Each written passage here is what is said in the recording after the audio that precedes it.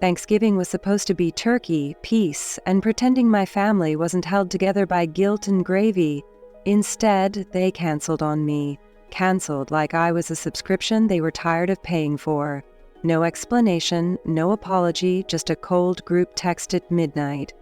But here's the twist. The very next morning, while I was still processing the betrayal, my entire family showed up at my doorstep, panicked, desperate, practically shaking, begging me for help. And trust me, you're not ready for why. If you're interested in this topic, hit the like button, subscribe, and type interested in the comments, and I will give you a heart. If there's one thing my family is consistent about, it's inconsistency. They'll preach loyalty at church on Sunday and forget your existence by Monday afternoon. So, when that group text rolled in, "We've decided to cancel Thanksgiving this year," I wasn't shocked. I was irritated, yes, but shocked? No. They've always treated me like the bonus track on an album no one asked for. But the timing? Oh, the timing was elite. You ever have betrayals so casually delivered it feels rehearsed?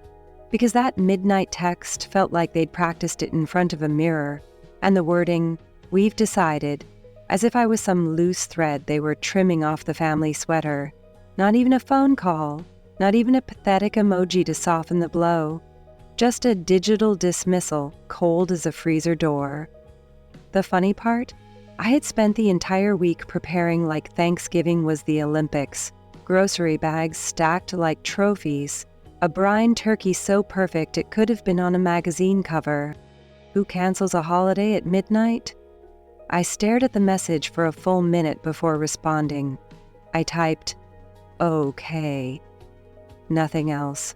Not because I agreed with them, but because okay is the most terrifying word in the English language. It silently promises something. It suggests the storm is quiet, for now. But the real shock wasn't the cancellation. No, the real shock came 8 hours later, when a frantic knock rattled my front door like someone was trying to break in. Before we get there, let me rewind the tape. Because what happened that night wasn't random.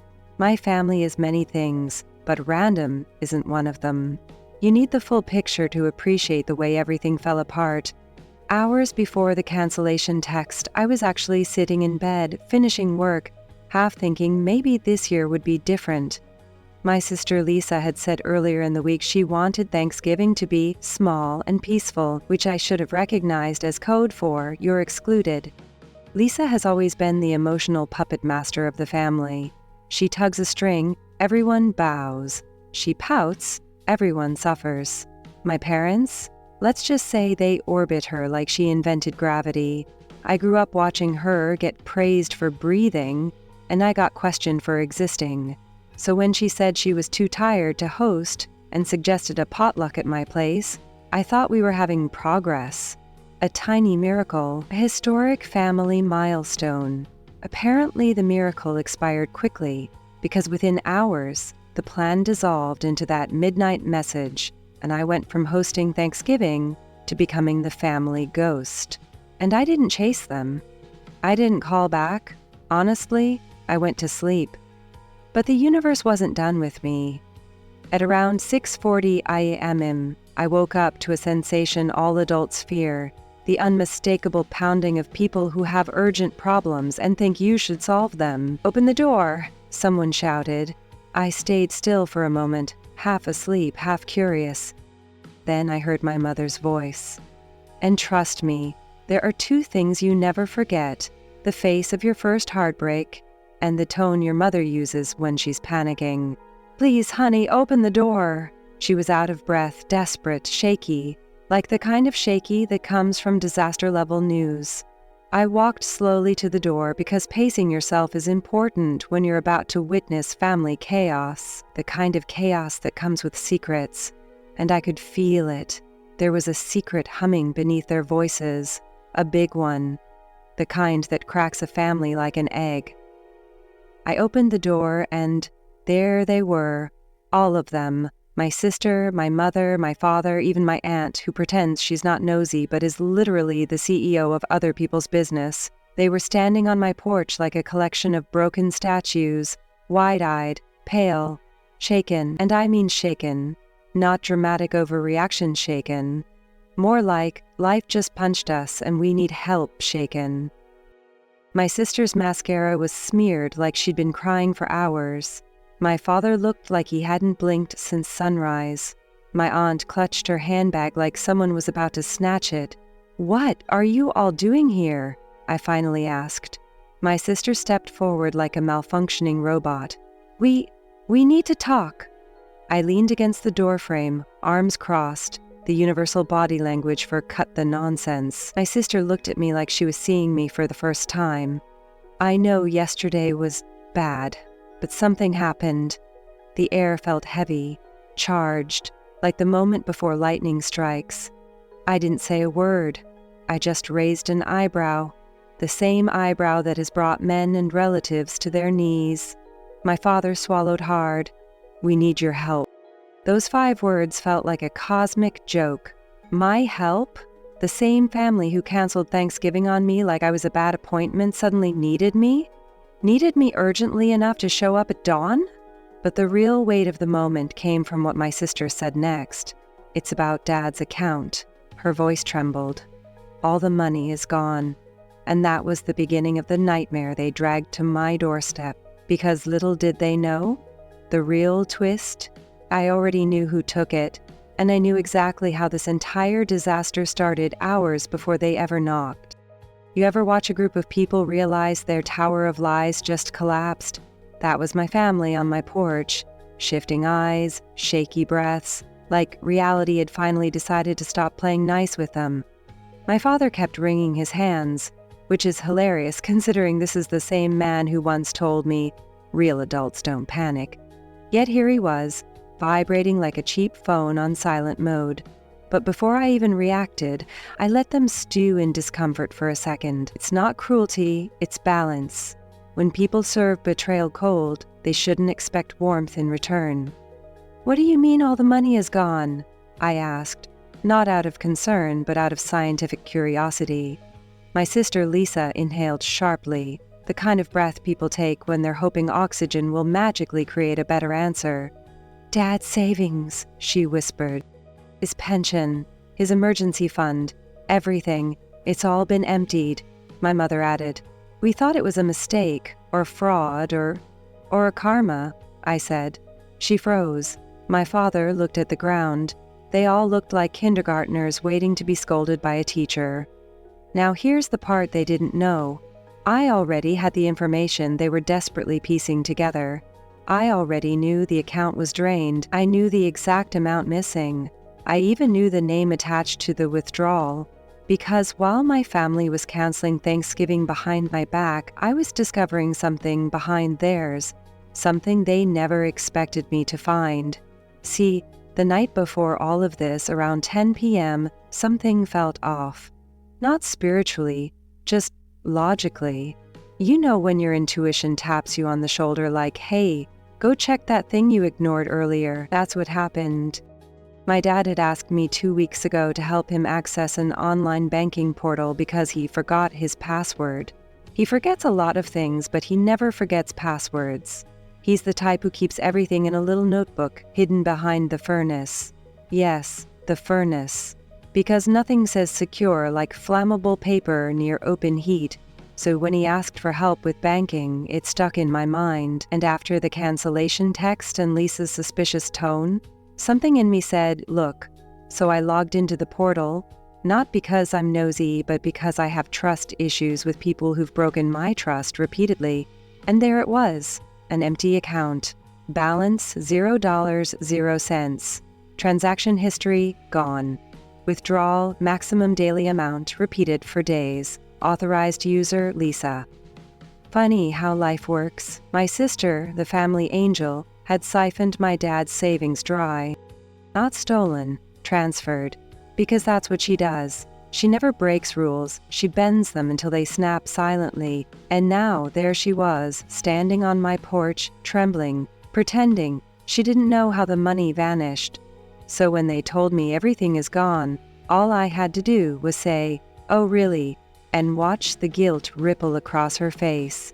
But instead of exposing her immediately, I wanted to understand the storyline they were crafting. Who would take it? I asked. Do you have any suspects? Suspects? The word hit my sister like a taser. She blinked fast, too fast. We think it might be identity theft, my mother said. Maybe someone hacked the account, or, my dad added quietly, someone close to us did something terrible. And then, this nearly made me laugh, he looked directly at me. Me. The one they canceled Thanksgiving on. The one who wasn't invited to the party. The one they pretended didn't exist 12 hours earlier. Are you insinuating something? I asked. He didn't answer. He didn't need to. His silence was louder than any accusation. But instead of exploding like they expected, I gave him a slow, calm, calculated smile. Let's go inside, I said. You have a lot to tell me. They followed me like a broken parade. My sister walked in last, hesitating at the doorway, as if guilt had weight and she was dragging it with her. Once we were seated, I crossed my legs, leaned back, and let them explain their version of events. And oh, their story was Olympic-level fiction. According to them, my father logged in yesterday morning and noticed his account was empty. Apparently, they spent hours calling his bank, demanding answers. The bank confirmed the withdrawals were authorized, but refused to release more details unless the account owner visited in person. That's when, according to Lisa, they panicked. That money was supposed to be for his medical expenses, my mother said with tears in her eyes. Your father needs that money. I nodded slowly. And you think someone took it maliciously? They all nodded, except Lisa. She was staring at her own hands like they were murder weapons. I decided to push. Maybe, I said, someone in the family made a huge mistake and is too ashamed to admit it. My sister's face twitched. Why would you say that? Just a thought, I said with a shrug. People do strange things when they're desperate. Her breathing sped up. Are you suggesting I did something? There it was, the first crack. Did you? I asked. She looked shocked, offended, guilty. All at once, she opened her mouth, but my father cut her off. No one is blaming anyone, we just need help. And that was the first time it truly hit me. They weren't here out of love. They were here out of fear. Fear of losing security, fear of losing money, fear of losing their perfect image, but most of all, fear that the person they dismissed last night was suddenly the only person who could save them. So, I said softly, what exactly do you want from me? My mother wiped her eyes. We need you to help us figure out what happened and fix it, my father added, before it's too late. Lisa whispered, please. The irony was delicious. The same family who canceled me was now clinging to me like I was their life raft. But what they didn't know was this. I wasn't there to save them. I was there to decide whether they deserved to be saved at all. There's a moment, right before a truth lands, where the room feels like it's holding its breath. That was my living room. My family sat across from me like we were in some kind of improvised therapy session, except I was the therapist, and they were the ones accidentally confessing to crimes they hadn't admitted yet. The irony? They still thought I was clueless. They still imagined I was the gullible daughter, the one who always forgave, always fixed things, always let their chaos wash over me like it was my responsibility. But here's the thing about being underestimated. It gives you front row seats to other people's downfall. And my sister, my perfect, adored, pedestal-born sister, was seconds away from toppling off hers.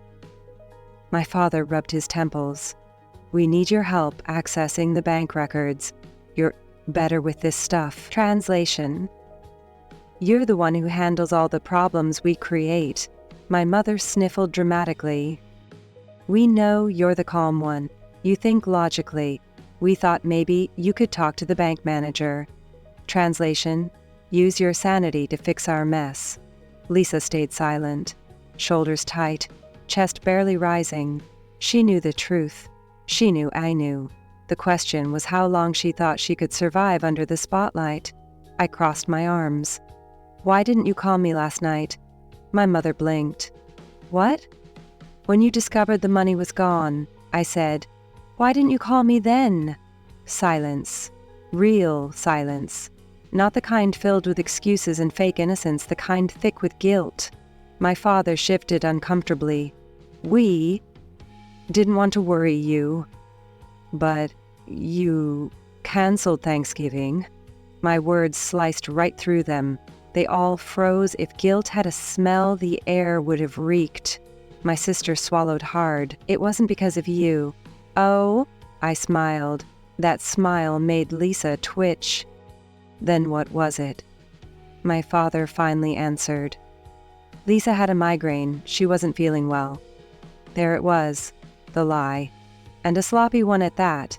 Because if Lisa had a migraine, she wouldn't be wearing full makeup right now, and she wouldn't have spent the night wiring money from my father's account while pretending to be asleep. A migraine, I repeated. Convenient, Lisa snapped. Why are you saying it like that? Like what? I asked, tilting my head. Like you're implying something. Maybe I am, she flinched. My father exhaled sharply. We don't have time for this. Someone stole from us. The audacity of that sentence nearly made me laugh. Someone stole from them? The thief was sitting 3 feet away with a guilty conscience wrapped around her like a winter coat. And you think I can fix it? I said. Yes, my mother whispered. Rest, please. The desperation dripping from her voice was almost intoxicating, not because I enjoyed seeing them panic, but because, for once, they needed me more than I needed them. All right, I said, tell me the exact moment you noticed the money was gone. My father nodded. Yesterday morning, around 10. Funny, because the final transfer happened at 9. Did anyone else have access to your account? I asked, watching Lisa closely, her pupils dilated. No, she stammered. It was just Dad. Are you sure? I pressed. She looked at my parents like they were cheat sheets for a test she didn't study for. Yes. I leaned forward slowly. Lisa. She swallowed. What? Look at me, I said. Her eyes met mine, and for a moment I saw the terrified child hidden behind her well-polished adult facade. The one who always needed validation, the one who never learned how to handle consequences. The one molded into a golden girl who cracked if you pressed too hard. Why are you so nervous? I asked gently. Her whole face flushed. I'm not, my father hissed. She's upset, not nervous. Oh, I'm sure she is upset, I said. Upset enough to cry. Lisa stiffened. My mother reached for her hand. She's sensitive. She's guilty, I whispered. The world stopped. My father's jaw dropped. My mother let go of Lisa's hand like it burned her. Lisa's breath hitched. What? Did you just say? She asked, voice tiny. I said you're guilty, I repeated. Of what? She whispered. Tell me. I kept my gaze locked on hers. Why don't you tell us? Her lip trembled. Tears welled. My father slammed his hand on the coffee table. Enough. You came here for my help, I said calmly. If you want it, you're going to have to stop lying. The word lying sliced her open. Tears spilled down her cheeks. Not the dramatic, pretty kind. The real kind. Heavy, exposed, terrified. My mother whispered, Sweetheart, what is she talking about? Lisa's face twisted. She covered her mouth. A sob escaped. And then, slowly, she reached into her purse. My pulse slowed. My intuition sharpened. She pulled out a folded paper, a receipt, a bank slip, something official. She handed it to my father with trembling hands. I was going to fix it? She choked out. My father unfolded the paper. His face drained of color. My mother gasped. I sat back, expression unreadable. My father's voice cracked. Lisa, tell me this isn't real. She sobbed harder. I didn't know what else to do. My mother grabbed the paper out of his hands, and her scream was so sharp it sliced the room in half. You transferred the money, she whispered, trembling. All of it. My sister put her face in her hands. I'm sorry. I was desperate. My father's voice boomed through the room. For what? And her answer? Oh, her answer was the fuse that lit the entire explosion. It wasn't for me, she whispered.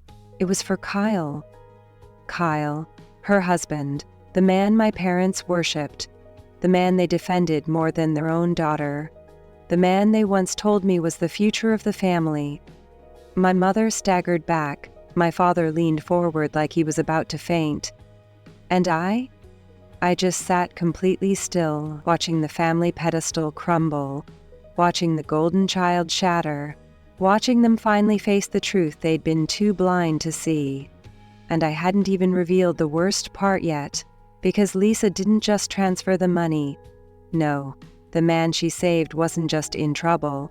He was involved in something that would destroy all of them once the truth came out, and I was the only one who knew it. For a moment, no one breathed. The room felt like it dipped below freezing, and every sound, the ticking clock, my sister's choked sobs, my mother's shaky inhales, echoed like we were trapped inside a glass box. My father stared at Lisa like she'd turned into a stranger wearing his daughter's face. What do you mean? It was for Kyle, he asked, voice strangled. Lisa wiped her tears, smearing mascara across her cheeks like war paint. Kyle owed money, she whispered. A lot of money. More than we could ever pay. He said he'd fix it, that he just needed a little, my mother snapped. A little? You emptied your father's entire life savings? I thought he'd put it back, Lisa screamed, voice cracking. Kyle promised he would. He said it would only be for a day or two. My father ran his hands through his hair, pacing like a man trapped in a nightmare. Lisa, how much did he owe? She hesitated. That hesitation was enough to confirm the number was horrifying. Lisa, my father repeated. How much? Her voice finally cracked. Almost 200,000. Silence detonated in the room. My mother paled. 200? Lisa, what kind of debt? It wasn't his fault, she yelled. He invested in a crypto project. I closed my eyes. Of course it was crypto, the universal magnet for men who want to get rich without reading instructions. He was scammed, Lisa continued. He thought he could flip it to pay off the house repairs and the business taxes and... Business taxes? My father repeated sharply. Your father helped him pay those, my mother said. We gave him money 2 months ago. Lisa's tears turned hysterical. He didn't use it for taxes. My father clenched his jaw.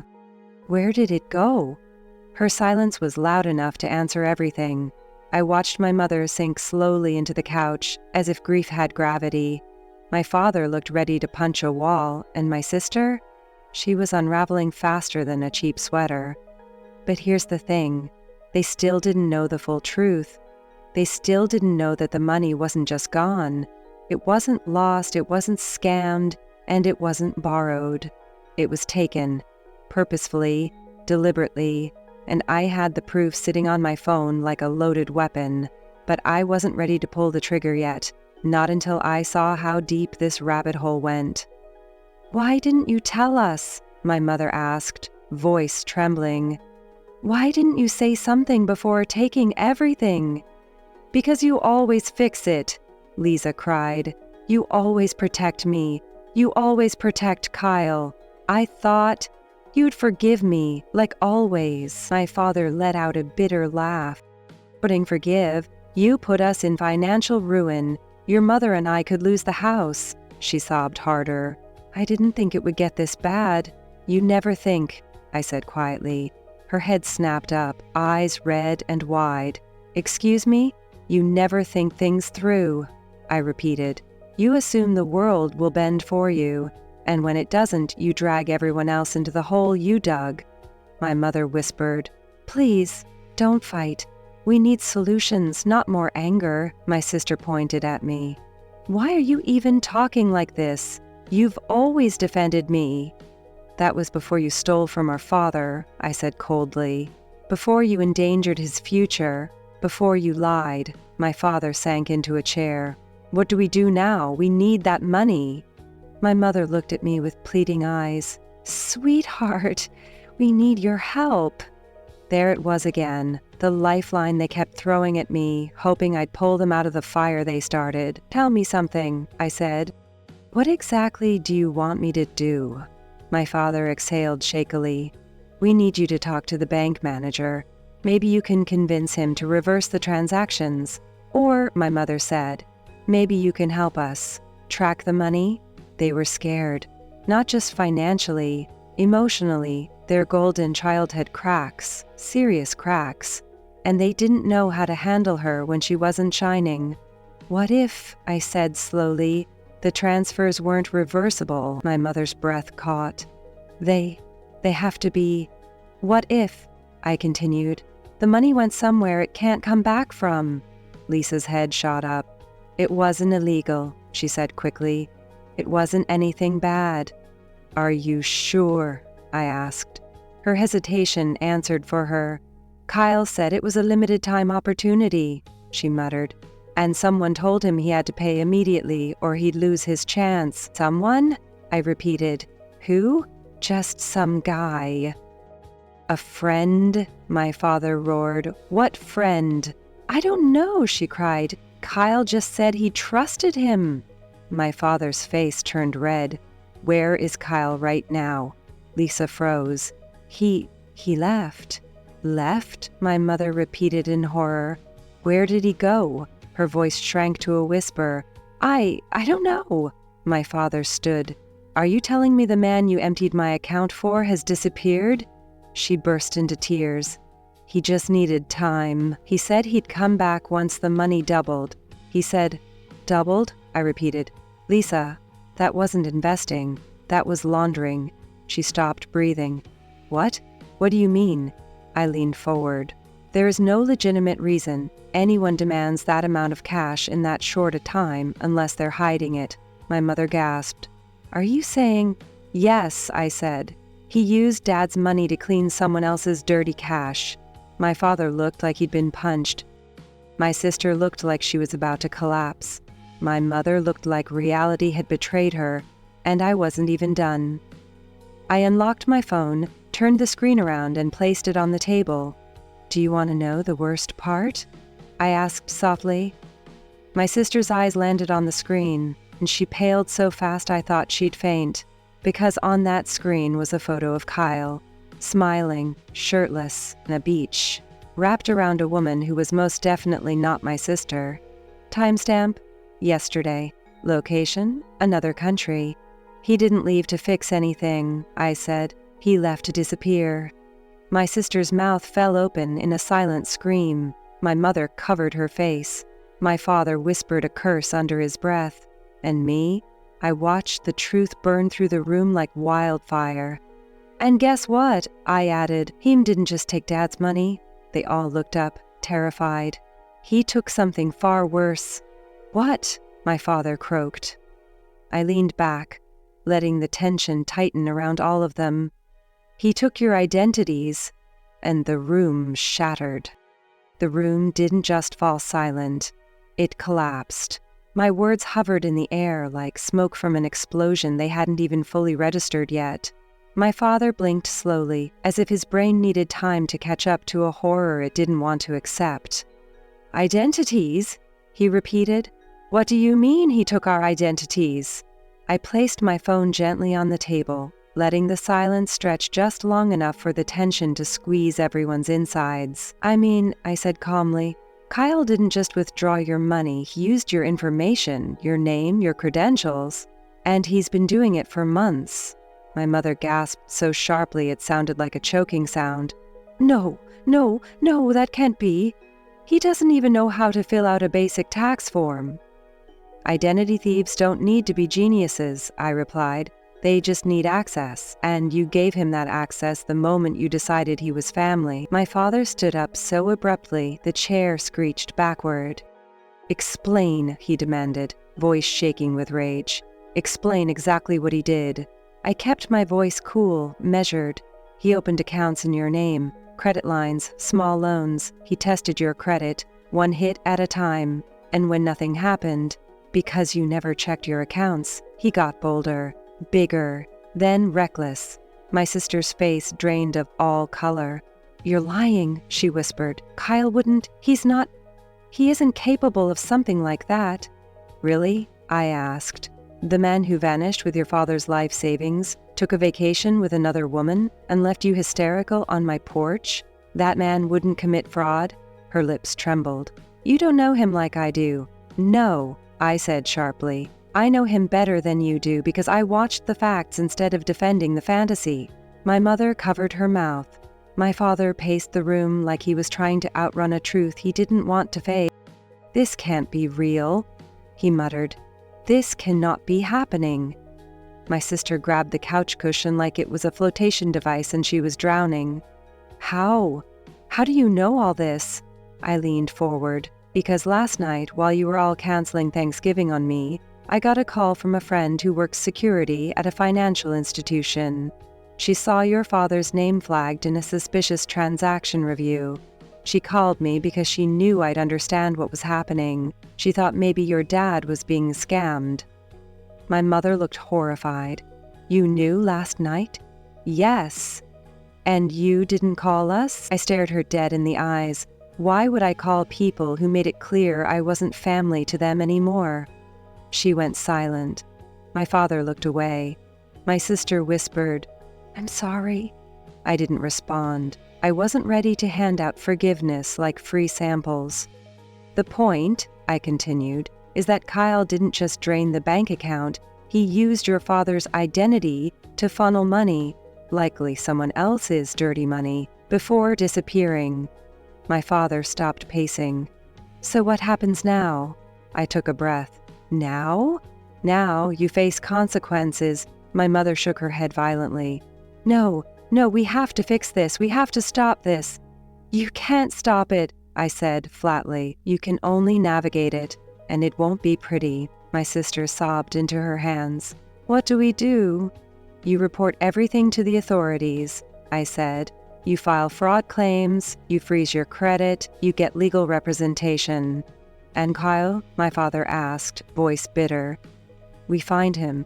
I nodded. Yes, because he's not just a thief. He's a liability. My mother sniffled. How will we find him? Oh, I said, unlocking my phone again. That part is surprisingly easy. I turned the screen around.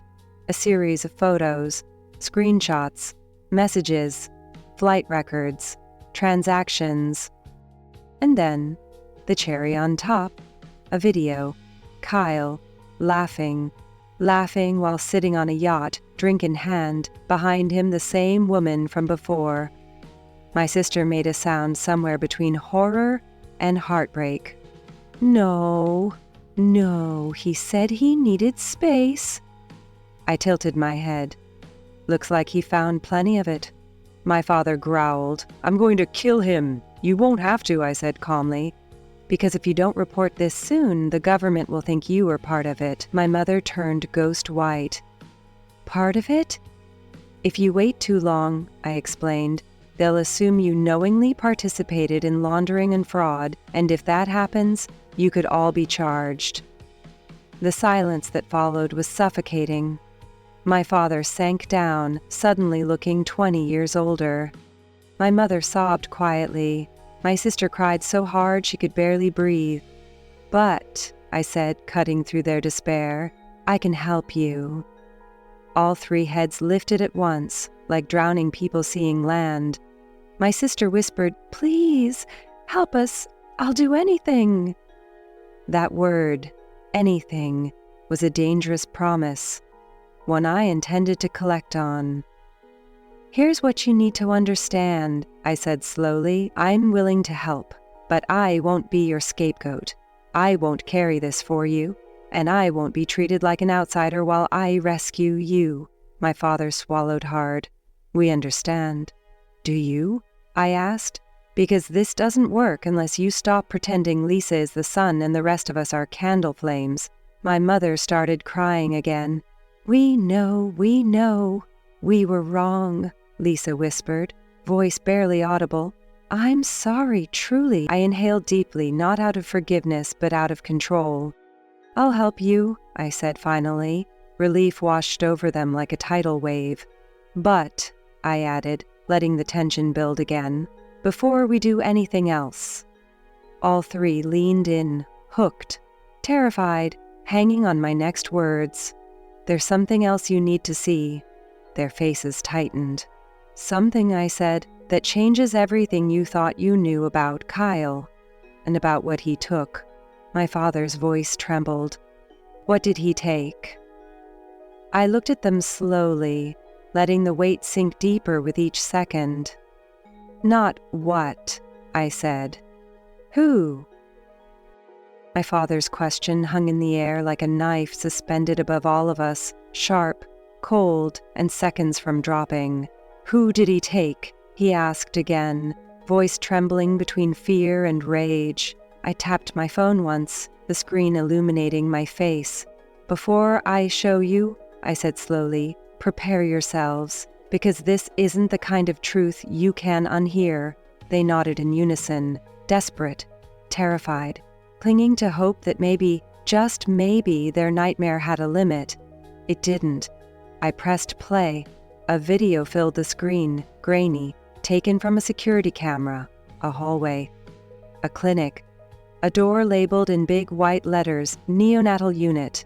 My mother's hand flew to her mouth instantly. Lisa whispered, What? Why is he there? The footage showed Kyle entering the unit quickly, nervously. Then he appeared again, this time carrying a bundled newborn in his arms. My mother screamed. My father looked like someone carved the breath out of him. Lisa started shaking uncontrollably. No, she sobbed. No. This isn't real. I paused the footage, freezing Kyle mid-step. He didn't just steal money, I said quietly. He kidnapped a baby. My father staggered back, gripping the wall. Whose baby? I inhaled deeply. His. Silence. A horrifying, thick silence that filled every inch of the room. My mother broke first. His? He whispered, barely audible. What do you mean, his? The woman in the photos, I said. She wasn't just a random affair. She was pregnant. Kyle wasn't supporting your daughter. He was supporting his real family. Lisa shrieked as if someone had stabbed her. He cheated on me? He had a baby with her? She collapsed onto the couch, sobbing so hard she couldn't breathe. My father was shaking, hands clenched, veins bulging. That monster, he spat. I will. I held up a hand. It gets worse. My mother screamed, How? Because, I said, eyes locked on theirs. The baby's mother was in danger. Kyle took the child to get leverage, to escape, to disappear. My father whispered, Oh my God. I continued, When he realized the money wasn't enough to keep him hidden, he used your identity to create fake documents. He filed false travel permissions, fraudulent insurance claims, and emergency passports, all under your names. My father sank slowly into a chair, staring into nothing. My mother's sobs turned into silent shaking. Lisa clutched her stomach, crying into her hands. But I wasn't done. The reason the authorities flagged your accounts wasn't just the stolen money. It was the paperwork, the mismatched signatures, the suspicious forms, the rapid withdrawals. My father's voice broke. We're going to prison. Not if you do exactly what I tell you, I replied. They all looked at me, helpless, broken, terrified. Finally equal. Finally humbled. Finally seeing me. I already contacted the right people, I said. The baby is safe. The mother is safe. Kyle is the one they're after, not you. Relief washed over them like warm water, brief, shaky, fragile. "Where is he?" Lisa whispered. I looked her dead in the eyes. "On a list." My father swallowed. "What list?" "The kind of list where people don't get second chances." They all went still. "Aina," my mother whispered. "Higher," I said. Their eyes widened in horror. Kyle didn't just commit fraud or theft. What he did crossed borders, laws, agencies. I leaned back, letting the truth land with full force. International kidnapping is not something anyone walks away from. Lisa covered her face. "I loved him," she cried. "I thought, he said, we were building a life." My voice softened, but with steel underneath. "He built a life, just not with you." My mother reached for her, hugging her tightly, crying into her hair. My father rubbed his face, exhausted, defeated. Years of enabling, favoritism, blindness, finally snapping in front of him. "What do we do now?" he whispered. "Now," I said, "you tell the truth. To the authorities, to yourselves. And you stop pretending everything is perfect just because Lisa's involved." My father lowered his head. "We were wrong," my mother whispered. "We failed you." Lisa sobbed harder. I didn't respond. I let their guilt marinate. They needed it. They earned it. Finally, my father looked up. "Thank you," he said quietly, "for doing all this, for protecting us, protecting the child, protecting..." His voice cracked. "I don't deserve your help." I held his gaze. Cool, controlled, steady. "You don't," I said, but I gave it anyway. He nodded, tears slipping down his cheeks. My mother whispered, "Why? After everything we've done, why help us?" "Because," I said, "I may not be the daughter you chose, but I'm the daughter you needed." Silence. Thick, heavy, real. "And because," I added, "I wasn't going to let your stupidity ruin an innocent child's life."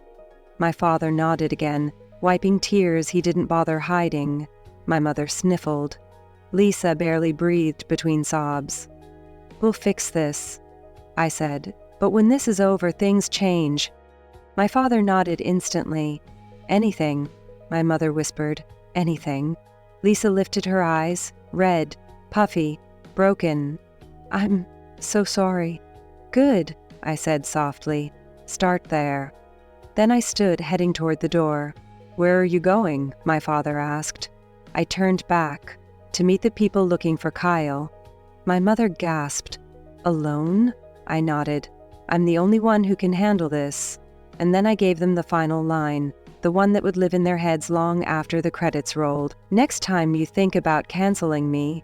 I opened the door, letting cold air rush in. "Remember, I'm the only one who knew how to save you." And I walked out, leaving them to sift with the truth. They abandoned me on Thanksgiving. But I was the one who held their entire lives together when it mattered.